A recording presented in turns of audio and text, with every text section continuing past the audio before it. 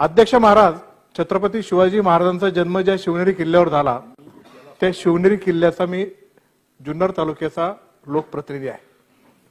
अर्थसंकल्पामध्ये शिवनेरी किल्ल्यावर संग्रहालय उभं राहावं याच्यासाठी अर्थमंत्र्यांनी घोषणा केली, मी त्यांचं मनपूर्वक अभिनंदन करतोच। पण महाविकास आघाडी सरकारच्या कालावधीमध्ये उद्धव साहेब ठाकरेंनी शिवनेरी किल्ल्याला जवळपास 23 कोटी रुपयाचा निधी दिला। त्यामध्ये जिथे संग्रहालय उभं करणार आहे त्या अंबरखान्याच्या दुरुस्तीसाठी 1.5 कोटी रुपयाचा निधी दिलेला आहे। ती दुरुस्ती लवकर होणं गरजेचं आहे, तरच ते संग्रहालय तिथे उभं राहू शकतं। आणि संग्रहालय जर तिथे उभं करायचं असेल तर त्याच्यावर नेमकी किती निधी टाकणार आहे, त्याचा रोडमॅप कसा असणार आहे, ह्या अर्थसंकल्पामध्ये त्याची कुठलीच प्रकारची मांडणी केलेली नाही आहे।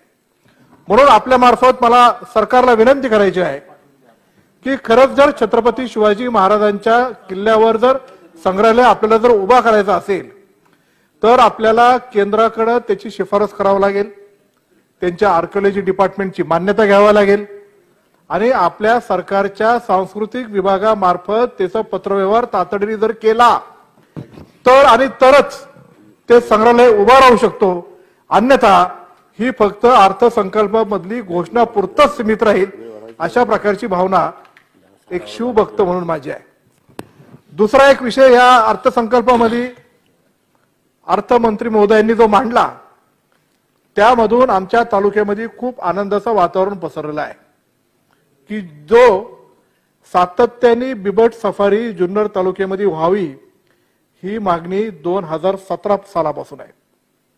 2017 साली फडणवीस साहेबांचं सरकार तिथं होतं, आम्ही तिथं बिबट सफारी करण्याची घोषणा झाली। नंतर मी निवडून आल्यानंतर ते बिबट सफारीचा प्रकल्प पुढे नेण्यासाठी माझ्या मनामध्ये जेव्हा मानस आला तेव्हा मी पाहिलं की त्याचा कुठल्याच प्रकारचा डीपीआर तयार नाही, त्याची कुठली मान्यता नाही, मंजुरी नाही आणि डीपीआर तयार करण्यासाठी कुठल्याच प्रकारची निधीची सुद्धा तरतूद केलेली नाही। नंतर उद्धव ठाकरे साहेबांनी निर्णय घेतला, अजितदादा पवार साहेबांनी डीपीसीतून 1.5 कोटी रुपयाचा निधी दिला डीपीआर तयार करण्यासाठी। सरकार बदलल्यानंतर त्या डीपीआरच्या डीपीसीच्या निधीला स्टे आला। सातत्याने मुख्यमंत्री आणि आमच्या जिल्ह्याचे पालकमंत्री चंद्रकांत दादा पाटील यांच्याकडे मागणी केल्यानंतर तो स्टे त्यांनी उठवला। अजितदादांनी 1.5 कोटी रुपयाचा निधी जो डीपीआर तयार करण्यासाठी घेतला त्याचा डीपीआर सुद्धा रेडी झाला। या अधिवेशनात बिबट सफारीची घोषणा केली पण निधी किती देणार हे सांगितलेलं नाही। मी अर्थ खात्याकडून माहिती घेतली की त्यामध्ये फक्त करणार असंच ते म्हटले, निधी किती देणार हे त्याच्यामध्ये स्पष्ट झालेलं नाही। मग आपण निधीची मागणी करू अर्थमंत्र्यांकडे। पुन्हा डीपीआर आम्ही तपास केला की डीपीआर कितीचा आहे, डीपीआर रेडी झालाय का नेमकी, तर डीपीआर हा तयार झालेला आहे। डीपीआर हा 80 कोटी रुपयाचा आहे। त्यांच्याकडे निधीची मी आपल्या मार्फत मागणी तर करणार आहेत, पण धक्कादायक बाब अशी आहे ज्या हेतूसाठी आम्ही बिबट सफारी तिथं करतोय त्याचे 2 मुख्य कारण आहेत की बिबटची सर्वात जास्त गणना संख्या हा जुन्नर मध्ये आहे। एकट्या जुन्नर तालुक्यामध्ये फॉरेस्टचा ऑफिशियल काउंट जो आहे तो जवळपास 350 पेक्षा जास्त बिबट्या तिथं आहेत। म्हणून मानव विरुद्ध प्राणी हा संघर्ष सातत्याने पाहायला मिळतो। म्हणून बिबट हा जेरबंद झाला पाहिजे आणि तो जेरबंद बिबट ज्या बिबट सफारीमध्ये होईल त्या पर्यटनाच्या माध्यमातून पर्यटनाला चालना सुद्धा मिळायला पाहिजे, हा दुहेरी हेतू आमचा होता।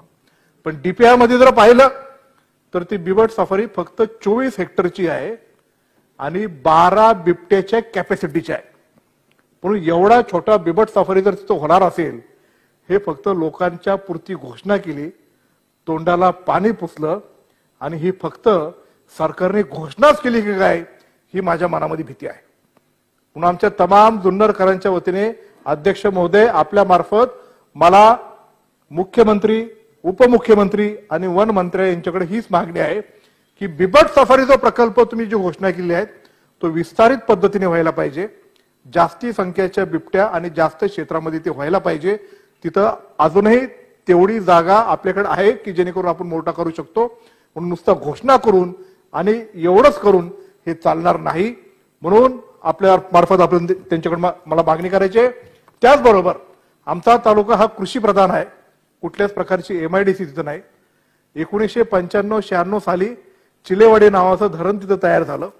2008-9 साली महाराष्ट्रातला पहिला प्रकल्प असा होता की त्या धरणातलं सिंचन जे होणार आहे हे बंद पाईपलाईनने होणार होतं. ते बंद पाईपलाईनला 2008-9 साली निधी दिला. 2019 पर्यंत त्याच्यानंतर त्याच्यावर निधी पडला नाही. काम निम्म झालेलं आहे. जलसंपदा मंत्री जयंत पाटील साहेबांकडे मागं लागून, अर्थमंत्री अजितदादा पवार साहेबांकडे मागं लागून तब्बल 119 कोटीची दुसरी सुप्रमा आम्ही तयार सुद्धा केली. हे सरकार आल्यानंतर ते बंद कपाटामध्ये राहिलं. सातत्याने मागणी करून दादा मार्फत फडणवीस साहेबांकडे मागणी करून फडणवीस साहेबांनी सुद्धा त्याची सुप्रमाला मागच्या महिन्यामध्ये 119 कोटी रुपयाची मान्यता दिली. पण ती सुप्रमा फक्त मान्य झाली, त्याच्यावर निधी पडला पाहिजे ही मागणी आम्ही बजेटमध्ये केली होती. त्याची कुठलीच प्रकारची घोषणा नाही. माझी आपल्या मार्फत अर्थमंत्र्यांना हीच विनंती करायची आहे की आपल्या रिप्लायमध्ये किंवा आपण जर या बजेट सेशनच्या आत त्या चिलेवाडी प्रकल्पाच्या पाईपलाईनवर काही ना काही आपण निधी टाकावा की जेणेकरून ते पाणी जे आपल्याला शेवटपर्यंत पोहोचवायचे ते पोहोचवता येईल. अन्यथा 1995-96 सालापासून जे धरण बांधले ते धरण बांधून एवढा मोठ्या प्रमाणामध्ये पैसा खर्च करून त्याचा काही उपयोग होणार नाही. आपण ते करावा अशीच मला तिथे विनंती करायची आहे. जुन्नर तालुका हा जसा शेती प्रधान आहे तसं पर्यटनाच्या दृष्टिकोनातून या तालुक्याला एक विशेष दर्जा 2018 साली फडणवीस साहेबांच्या सरकारने घोषणा केलेली आहे. त्या तालुक्याचं पर्यटन वाढावं म्हणून विशेष पर्यटन दर्जा जाहीर तर केला, पण त्याच्यावर कुठल्या प्रकारचा डीपीआर नाही, विकास आराखडा नाही, निधी नाही, रोडमॅप नाही की नेमके आपण काय करणार आहे. फक्त जाहीर केला, त्याच्या पलीकडे काही झालं नाही. पण आता केंद्र सरकारने देशाचं पर्यटन जर वाढवायचं असेल तर ग्रामीण भागातलं पर्यटन वाढलं गेलं पाहिजे अशी एक चांगली सुंदर संकल्पना त्यांनी मांडलेली आहे. व्हायब्रंट टुरिझम आणि व्हायब्रंट विलेजेस या नावाखाली केंद्र सरकारने देशाचे पंतप्रधान नरेंद्र मोदी यांनी घोषणा केलेली आहे. पर्यटन वाढीसाठी चौकटीतून बाहेर आलं पाहिजे, दृष्टिकोन आपला बदलला पाहिजे, दूरदृष्टीचा दृष्टिकोन पाहिजे असं पंतप्रधानांनी जाहीर केल्यानंतर व्हायब्रंट जुन्नर नावाच्या संकल्पना आम्ही सरकारकडे मांडलेल्या आहेत. असे अनेक पर्यटन प्रेमी मधले जे आमचे सहकारी आहेत त्यांना बरोबर घेऊन आम्ही ते मांडलेलं आहे. माझी सरकारला विनंती आहे की त्याचा विकास आराखडा तयार करण्यासाठी, डीपीआर तयार करण्यासाठी आम्हाला नेमकी जुन्नरमध्ये काय करायचंय त्याचं सादरीकरण करून ते डीपीआरला आपण मान्यता दिली पाहिजे.